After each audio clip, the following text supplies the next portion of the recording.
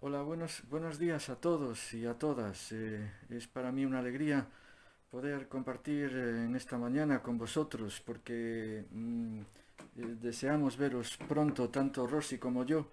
Estamos deseando poder veros y es una pena que en este tiempo pues no podamos hacerlo de una forma, digamos, normal. Y bueno, me agrada o me alegra, mejor dicho, ver vuestros WhatsApps que más o menos todos estáis en una misma línea, en un mismo parecer y ver vuestra fe y la alegría que transmitís y el ánimo cuando recibimos y leemos vuestros WhatsApps. Es importante para nosotros recibirlos porque es de aliento. Yo creo que todos en eso estamos de acuerdo, ¿verdad? Y quisiera no extenderme y en esta mañana quería compartir con vosotros, como si fuera una reunión normal, eh, un pequeño pensamiento. Y es que en días atrás Jonathan nos había hablado del Salmo 46 en uno de sus devocionales y decía que Dios es nuestro amparo, nuestra fortaleza, nuestro pronto auxilio en las tribulaciones y por lo tanto no debemos temer aunque la tierra sea removida. En el texto, cuando lo leemos, es muy fácil pues pensar que podemos reaccionar de esa manera, pero cuando estamos ante una situación como esta, la tierra tiembla, todo se mueve y nos sentimos impotentes, totalmente impotentes. Queremos deciros que bueno, que esto es normal, que no es tan fácil como uno se piensa, pero que son momentos en los cuales nuestra fe, como decía el hermano Pablo, estos días me decía que es puesta a prueba nuestra fe de una forma profunda y también Jonathan me decía lo mismo. Y hoy quiero deciros que bueno, que ánimo, adelante, y que yo quisiera ahora mismo compartir dentro del Salmo 46 el versículo 10, que dice, estad quietos y conoced que yo soy Dios. Seré exaltado en la tierra, entre las naciones, seré enaltecido en la tierra. Y en estos días en los cuales parece que la tierra se conmueve, que las naciones están temblando, es un momento para que nosotros apliquemos este versículo. Estad quietos. Y estad quietos significa que no debemos hacer nada. Y no es fácil en estos momentos pensar que no podemos hacer nada. Y la situación no es fácil y yo os exhorto a que nos esforcemos por poner este versículo en funcionamiento, que nuestra fe sea puesta en funcionamiento. Estad quietos y conoced que yo soy Dios. Esperamos en Dios, eso es lo que significa estar quietos. Esperamos en Dios y no sabemos en qué formas misteriosas, pero en estos días Dios se va a mover en nuestras vidas. Es una exhortación, este versículo, a que nos serenemos, cosa que es muy fácil decirla por otro lado, pero a que nos serenemos, a que nos calmemos, a que miremos al Dios de los cielos y a que esperemos en Él. Hay un viejo cántico que dice, En quietud te espero, oh Dios. Cada día yo te buscaré. Y esto es lo que vamos a hacer. Buscar a Dios en quietud y estad quietos y conoced que yo soy Dios, esperando en esa quietud, en esa espera en Él, que Él nos hable, nos guíe, nos proteja, nos dirija en todo este tiempo. Hermanos, ánimo y adelante, porque nuestra fe creo que va a ser mucho más fortalecida en este tiempo y podremos, con la ayuda del Señor, salir adelante. Un beso muy grande. Que el Señor os bendiga. Amén. Dios es mi pastor, nada me faltará. En delicados pastos me hará descansar. Junto a aguas de reposo me guiará. Él confortará mi alma.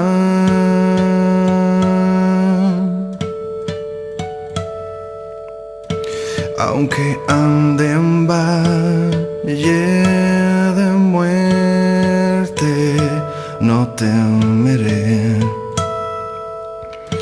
porque tú estarás conmigo.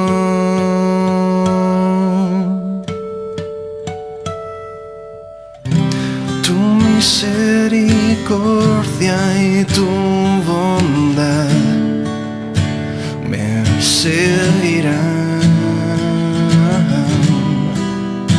para siempre, para siempre,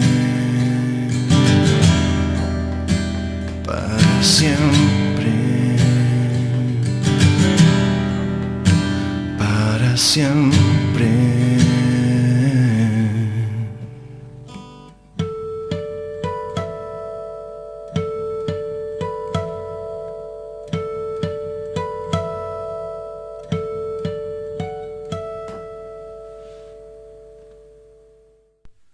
Muy bien, pues un cordial saludo a todos. Hoy es el tercer domingo ya que no nos podemos reunir físicamente, pero sí que espiritualmente podemos reunirnos y buscar la presencia del Señor. Estamos viviendo una situación extraña, una situación novedosa. Hace un mes y pico nos llegan a decir algo de esto y pensaríamos que es una película futurista, pero hoy es algo real y, valga la expresión, es una película histórica, no basada en hechos reales, sino un hecho real, valga la expresión, que podremos quizá contar con el tiempo y que seguro traerá grandes lecciones. Cuando vivo situaciones así, recuerdo lo que dice la Escritura, que el poder de Dios se perfecciona en mi debilidad, en nuestras debilidades. Quisiera hoy traeros y compartir con vosotros una serie de reflexiones sobre un incidente conocido de todos, me atrevo a decir incluso por personas que no tienen mucha relación con la Biblia, tal cual es el incidente de David y Goliat. Parto de una base, no estamos en el mismo contexto histórico, no estamos en el mismo contexto social, pero sí parto de una base también que es igual de cierta, que la palabra de Dios es viva y es eficaz. Así pues, un incidente que tiene ya varios miles de años. Un incidente que fue en otro contexto histórico, otro contexto social, económico. Es una historia, es un incidente que es vivo y que tiene eficaz, que tiene lecciones para nosotros hoy. Quisiera pensar en 3 lecciones que el capítulo 17 del primer libro de Samuel tienen para nosotros. En el capítulo 17 del libro primero de Samuel leemos que en el versículo 4 salió del campamento de los filisteos un paladín, es decir, un hombre aguerrido, un hombre luchador, un hombre con coraje, un hombre que no se detenía ante nada. Salió un paladín, el cual se llamaba Goliat de Gat y tenía de altura 6 codos y 1 palmo. Y traía un casco de bronce en su cabeza y llevaba una cota de malla, y era el peso de la cota 5.000 siclos de bronce. Sobre sus piernas traía grebas de bronce y jabalina de bronce entre sus hombros. El asta de su lanza era como un rodillo de telar, y tenía el hierro en su lanza 600 siclos de hierro, e iba su escudero delante de él. Desde luego, las medidas de Goliat eran unas medidas que a cualquiera de nosotros, y eso que hoy la altitud, la altura de las personas va creciendo según se nos dice, aún hoy nos asustaría. La altura de Goliat era, hablando en metros o centímetros, era de unos 3 metros, 2,90, 3 metros de altura. He buscado en el deporte del baloncesto, que es donde se supone que están las personas más altas, que el techo histórico es de un jugador del este de Europa llamado George Muresan, que medía 2,31. Y era curioso porque cuando buscas en internet ves su foto y al lado ves una persona de una altura, digamos, frecuente y parece, vamos, insignificante. Un hombre de 2,31, imagínatelo al lado de un hombre de 3 metros de altura. Desde luego aquel hombre, Goliat, era un hombre inmenso. ¿Quién no se asustaría? La malla que llevaba, y aquí nos da medidas antiguas, la malla pesaba unos 55 kilos. O sea, imagínate ya una malla encima. Tú imagínate un hombre de 3 metros, la malla de 55 kilos. La lanza dice que era como telar, ¿no? Hemos leído. La lanza era el versículo, era como el asta de un rodillo de telar, mejor dicho. El rodillo de telar mide entre 50 y 70 centímetros. Menuda lanza llevaba aquel hombre. Y la punta de hierro, que dice que pesaba 600 siclos, en kilos son 66. Ya nos cuesta a veces cargar 20 kilos, imagínate, por un lado aquellos 55 kilos de malla que llevaba encima para que no le hicieran daño las flechas, y como decimos aquí en Galicia, por arriba, una punta de hierro de 66 kilos. Aproximadamente aquel hombre llevaba encima unos 130 kilos, aparte de lo que pesaba. En Goliat todo era grande, ¿verdad? Su altura. Pero también creo que su personalidad era grande. Goliat significa desterrado. Era un hombre que por alguna circunstancia de la vida, quizá posiblemente por su altura, era un hombre que no tenía contacto, o simplemente que mucha gente lo tenía a un lado. Nadie quería saber nada de él. Le tenían en cierto modo miedo. Quizá se aprovechase el ejército filisteo de su altura simplemente y lo usasen un poco como, digamos así, como un muñeco para poder amedrentar al ejército enemigo, pero nada más. Creo que Goliat era un hombre que buscaba ser aceptado.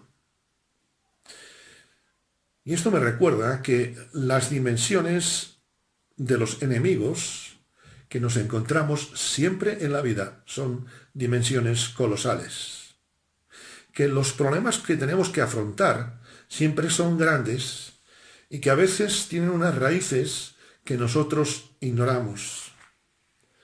Seguramente en el pueblo de Israel pocos pensarían en la historia personal de Goliat, pero eso influía en su forma de ser. Aquel hombre, desde luego, que era único. Como único es esta situación que estamos viviendo por el coronavirus. Y no quiero hacer un sermón, no quiero hacer una reflexión en función de las noticias, pero sí quiero ver las noticias a la luz de la Escritura. Hoy nos encontramos con un enemigo llamado coronavirus, que al igual que Goliat, todo el mundo quiere desterrarlo. Me atrevo a decir que si dijésemos en vez de coronavirus, dijésemos Goliat, no nos equivocaríamos. Las cifras de Goliat eran apabullantes. Las cifras del coronavirus cada mañana o cada noche al terminar son tremendas, duras, demoledoras, nos entristecen. Cada mañana aquel filisteo salía y gritaba a voz en fuerte lo que iba a hacerle al enemigo, a Israel. Yo me imagino, y no es difícil pensar, y viendo el relato bíblico, cómo tendrían escalofríos en el pueblo de Israel oyendo a aquel hombre. Como nosotros lo sentimos al ver, pues cómo se están viviendo situaciones, dramas, duros, difíciles. Personas que fallecen, a los cuales no se les puede ni siquiera hacer un acto de despedida.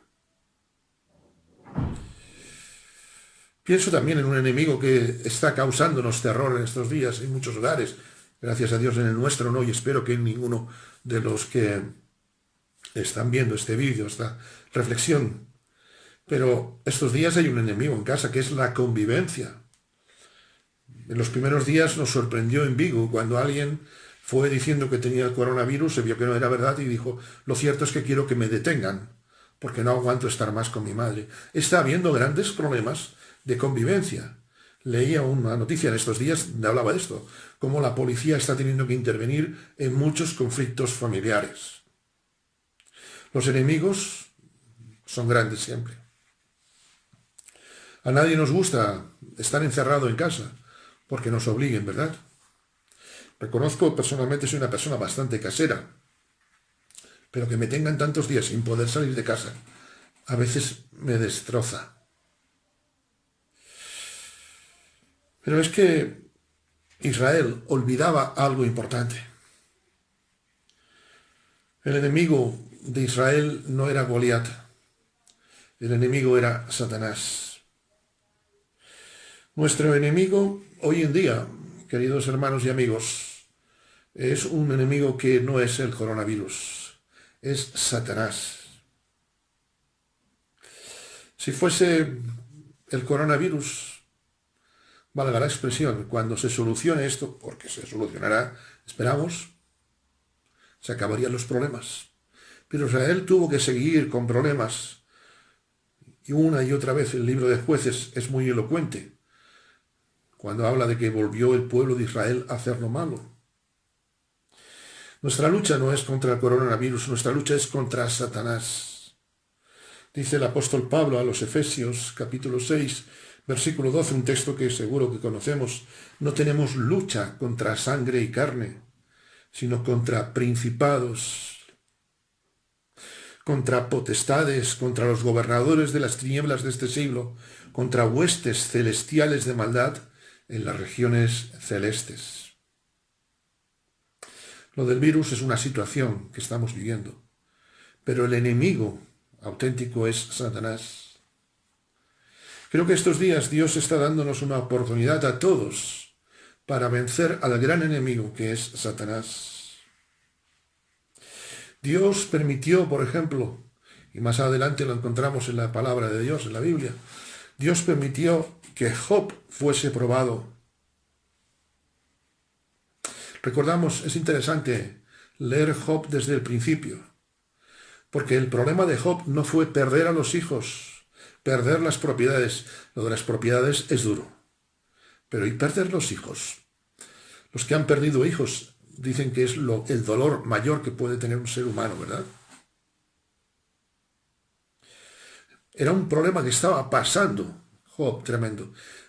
Era duro lo de los hijos, era duro la situación de perder todas sus pertenencias, era duro su enfermedad, que no encontraba alivio con nada, ni con el paracetamol de turno, que era una teja, incluso recordamos, con la que se rascaba, no podía ni siquiera aliviar su malestar con aquello.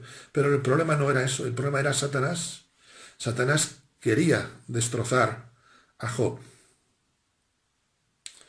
Satanás quiere vencernos a nosotros también hoy.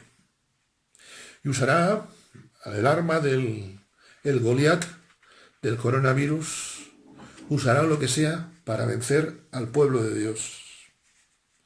Nuestro enemigo no es el virus, nuestro enemigo no es el aburrimiento, nuestro enemigo no son las tensiones que vivimos. Nuestro enemigo no es no poder salir de casa. Nuestro enemigo ni siquiera es un problema económico que dicen que tendremos después. Nuestro enemigo sigue siendo Satanás, que como Goliat quiere seguir venciéndonos hoy en día.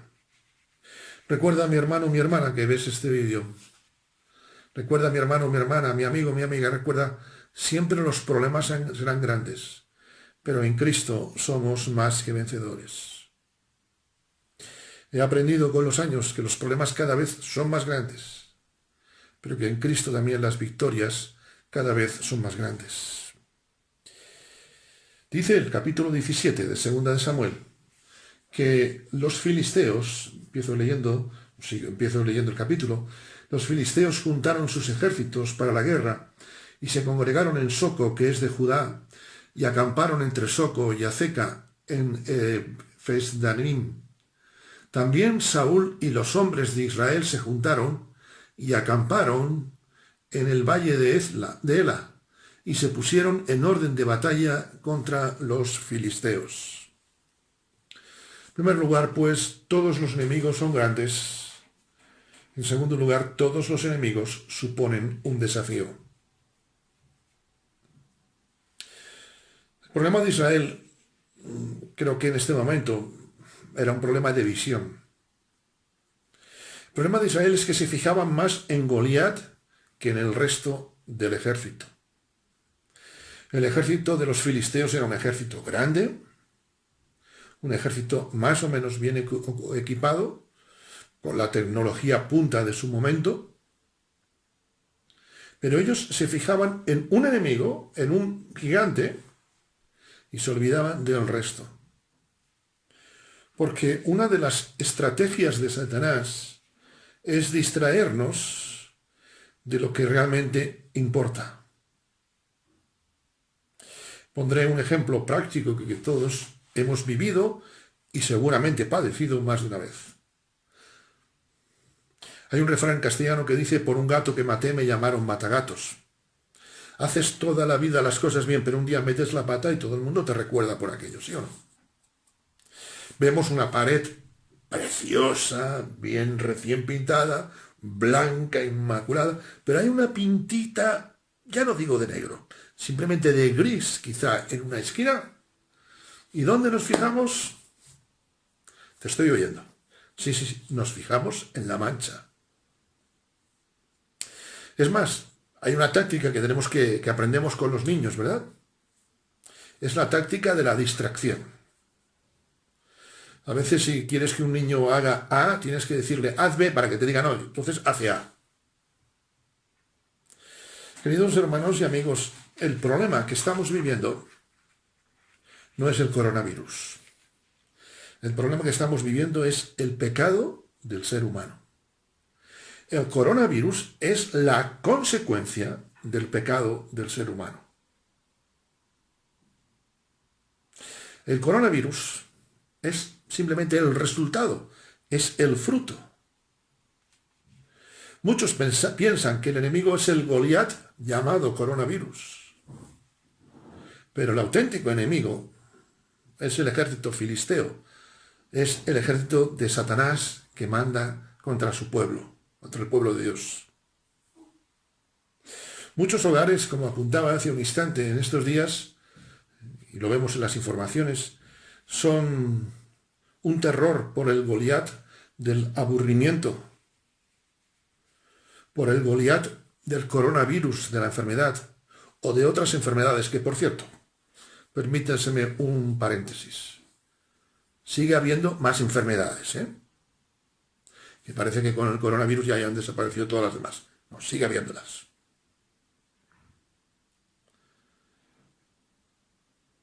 Muchos hogares pasan situaciones difíciles.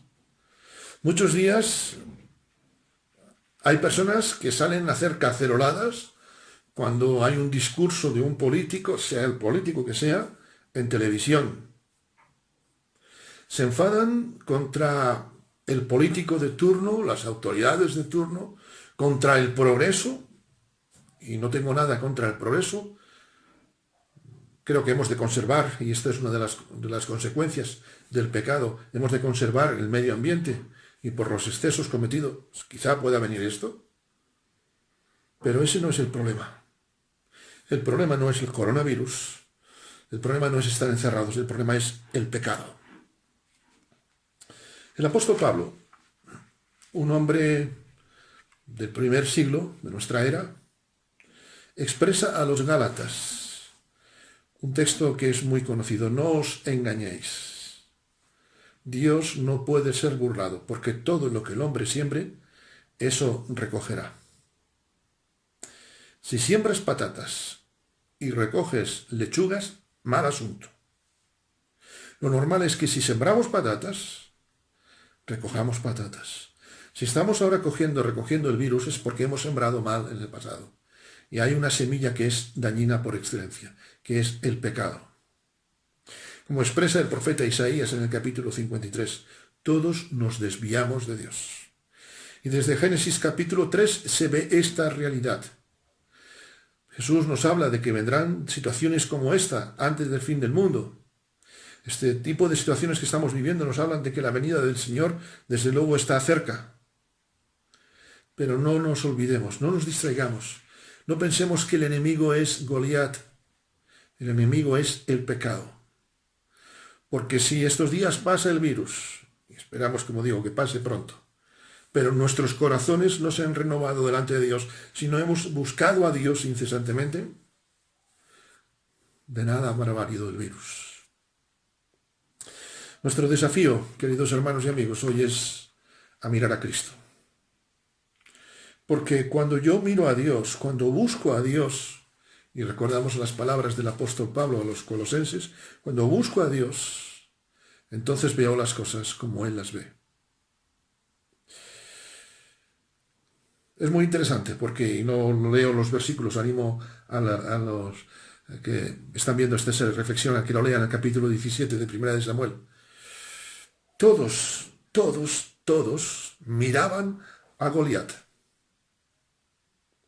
El rey Saúl miraba a Goliat. El único que miró al Señor, ¿quién fue? David. Y así después fue el único que pudo traer resultados diferentes.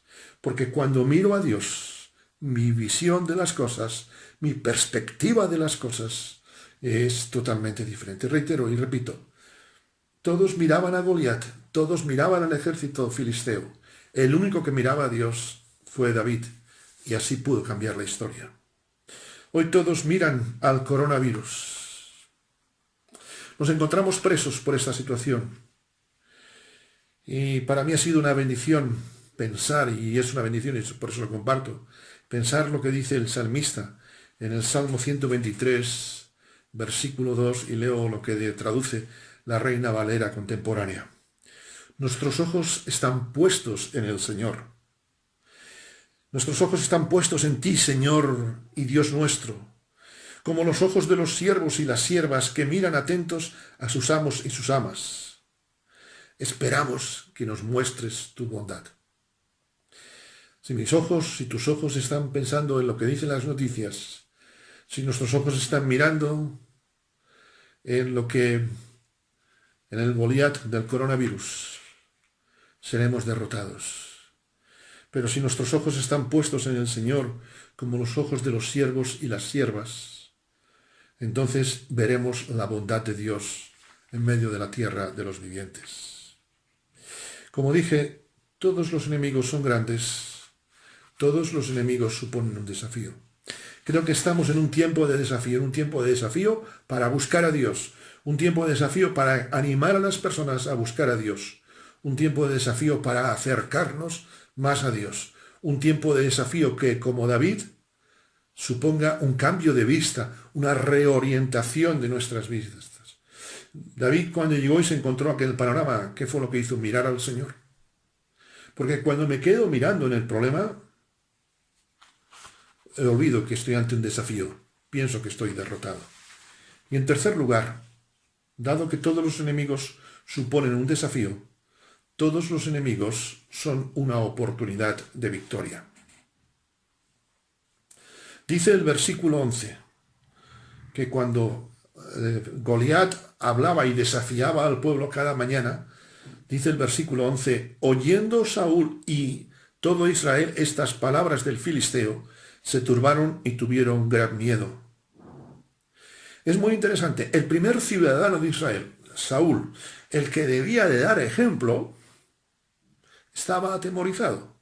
Oyendo Saúl y todo Israel, estas palabras se turbaron y tuvieron gran miedo.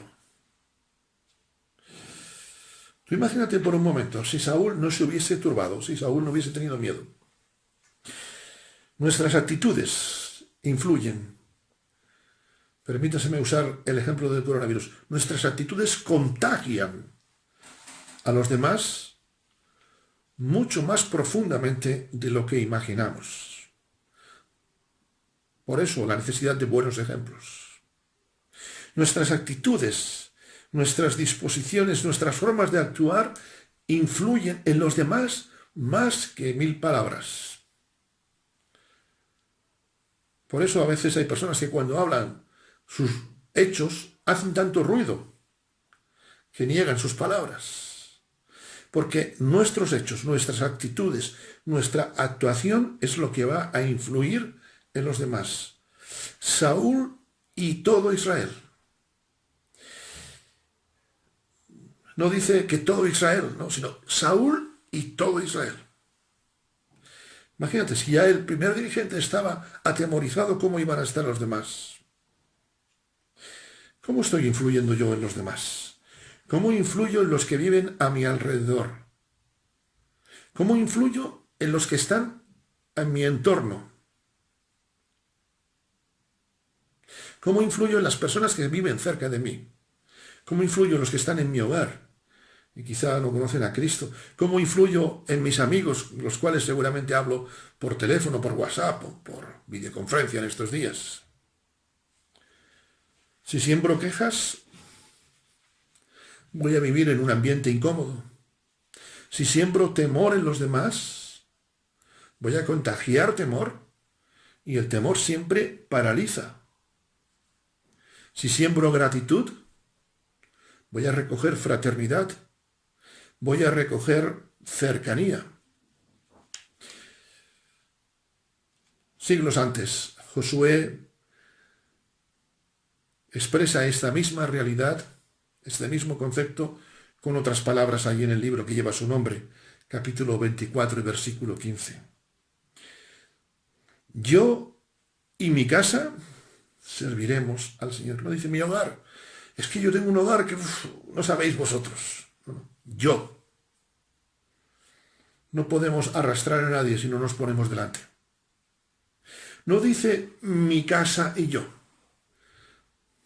¿Por qué? Porque la actitud de Josué influye en los demás. Mi actitud, mi ejemplo, influye, para bien o para mal, influye siempre en los demás. Y eso fue lo que pasó con David. David, cuando viene con un cambio de actitud, influye en Saúl, influye después en el pueblo. La Biblia, la versión de la palabra, dice, yo y mi casa rendiremos culto al Señor. Yo y mi casa. Yo no puedo pretender que haya santidad, que haya bendición, si yo no vivo esa vida. Saúl rendía culto ¿a quién? Al temor. Pero David quiso rendir culto a Dios. Oyendo Saúl y todo Israel estas palabras del filisteo, se turbaron y tuvieron gran temor. Para muchos, esta situación, este desafío, era una oportunidad de derrota. Para muchos era una oportunidad de temor. Aquí estamos perdidos. Aquí no hay nada que hacer. Es más, tan convencidos estaban, tan impregnados de la derrota, tan impregnados del temor, de la turbación, de la inquietud estaban, que cuando llega David a ver a sus hermanos, Abner lo trata como lo trata. Desde luego, a Abner había que echarle de comer aparte también. David, que viene con todo buen corazón, Abner lo trata. Yo soy David y me marcho. Digo, aquí os apañáis vosotros. Esta no es mi guerra.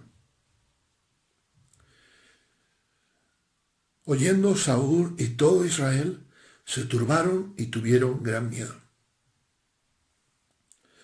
Cuando haces un curso de socorrismo, yo hice uno hace algunos años, alguna cosa recuerdo, una de las cosas primeras que nos enseña, o que se enseña, es que el miedo siempre paraliza. Capítulo 17 de primero de Samuel, lo vemos. El temor siempre paraliza, el temor nos imposibilita luchar. Dice primera de Juan 4:18, en el amor no hay temor. Es decir, en el amor no hay parálisis, sino que el perfecto amor echa fuera el temor, porque el temor lleva en sí castigo, de donde el que teme no ha sido perfeccionado en el amor. Este mismo capítulo 4 de primera de Juan, he leído el versículo 18, en el versículo 8 dice que Dios es amor. Permítaseme decir este mismo texto en otras palabras. En Dios no hay temor, sino que Dios echa fuera el temor, porque el miedo en sí mismo es un castigo, de donde el que teme no está siendo perfeccionado por Dios. Para muchos era una oportunidad de temor, para muchos era una oportunidad de fracaso.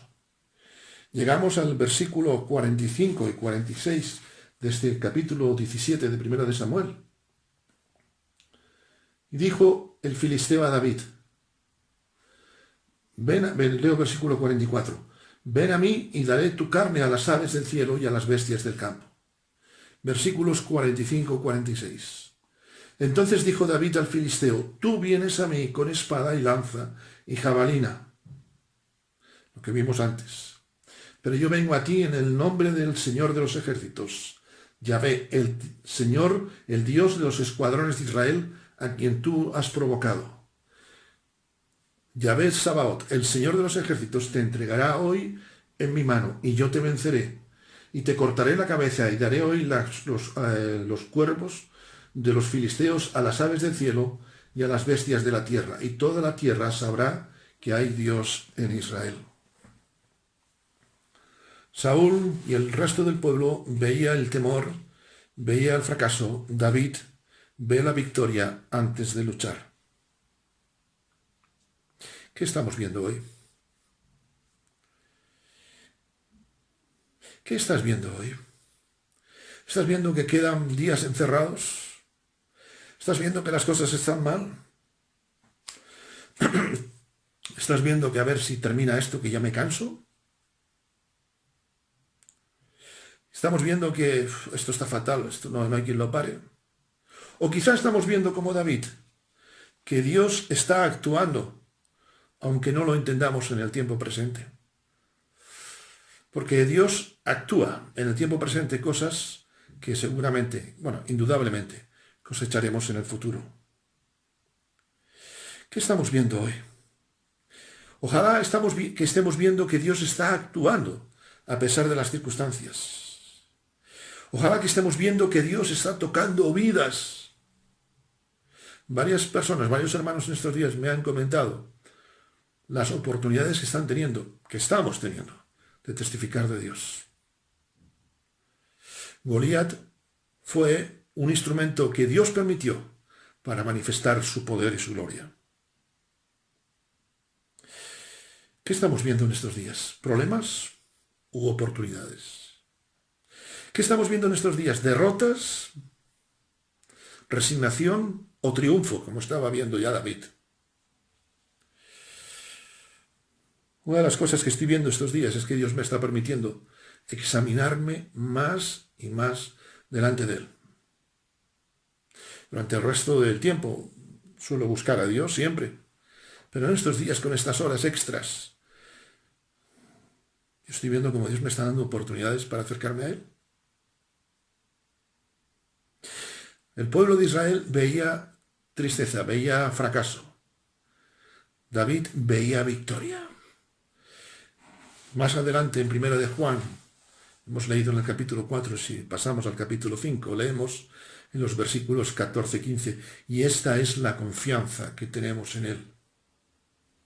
Que si pedimos alguna cosa conforme a su voluntad, Él nos oye. Y si sabemos que Él nos oye en cualquier cosa que le pidamos, sabemos que tenemos las peticiones que le hayamos hecho. Dice una vieja alabanza, la victoria está en Jesús. Queridos hermanos y amigos, voy concluyendo. Esta es una historia, la que hemos visto hoy, conocida, y hemos visto solamente 3 pinceladas, recordando que todos los enemigos siempre van a ser grandes, no hay enemigo pequeño. Todos los enemigos suponen un desafío. Si el enemigo no supone un desafío para ti, el enemigo te tiene vencido. Pero sobre todo lo más importante es que todos los enemigos son una oportunidad de victoria. Porque en Cristo no somos vencedores. En Cristo somos más que vencedores. La victoria está en el Señor. No en que se encuentre la sanidad o el remedio al coronavirus. Porque mañana puede ser otra cosa. Se nos dice que pronto vendrá un problema económico. Desde luego, en estos días estamos cerrados en nuestros hogares, estamos confinados, que se dice. Pero una de las cosas que en estos días estoy saboreando, valga la expresión, soy goloso, y esta es una golosina del cielo, esto es un caramelo del cielo.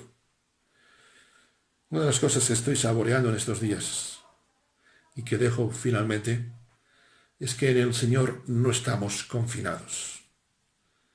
En el Señor estamos confiados, que es diferente. Que Dios les bendiga. Dios es mi pastor, nada me faltará. En delicados pastos me hará descansar. Junto a aguas de reposo me guiará. Él confortará mi alma.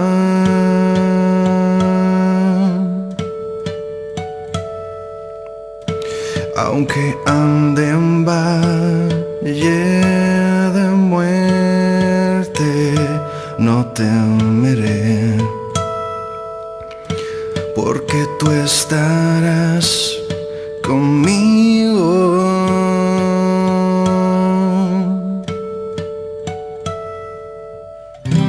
Tu misericordia y tu bondad me seguirán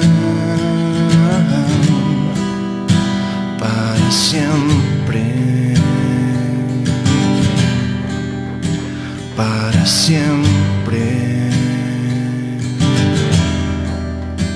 para siempre, para siempre.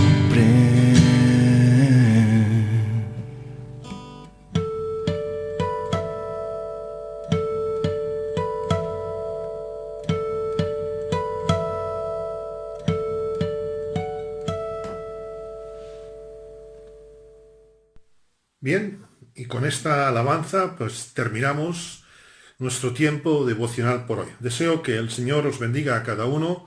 Gracias por aquellos que habéis participado, por los que participarán, si Dios lo permite, el próximo domingo. Y deseo de verdad de corazón que sea el Señor quien os bendiga.